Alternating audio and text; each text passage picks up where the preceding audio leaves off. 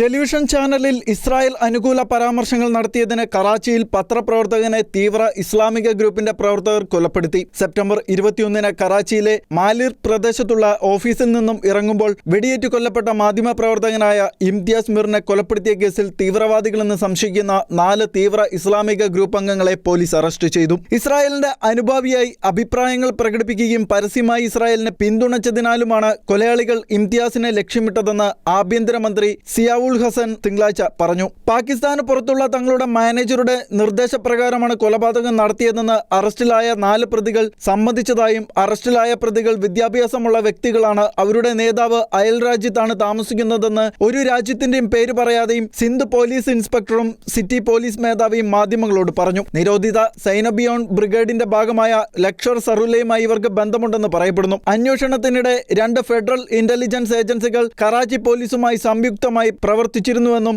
അറസ്റ്റിലായ എല്ലാ പ്രതികളും കൊലപാതകത്തിൽ തങ്ങളുടെ പങ്കാളിത്തം സമ്മതിച്ചിട്ടുണ്ടെന്നും പ്രതികളിൽ ഒരാൾക്ക് മുൻ ക്രിമിനൽ റെക്കോർഡുണ്ടായിരുന്നുവെന്നും പോലീസ് വ്യക്തമാക്കി. ഇത്തരം സംഭവങ്ങൾ ലോകം മുഴുവനും സത്യത്തിനൊപ്പം നിൽക്കുന്നതിന് പകരം തീവ്രവാദത്തിനൊപ്പം നിൽക്കണമെന്ന തരത്തിൽ സത്യത്തെ വളച്ചൊടിക്കുന്നതിനും സത്യത്തെ നിശബ്ദമാക്കുന്നതിനും കാരണമാകുന്നുവെന്ന് വിമർശകർ പറയുന്നു.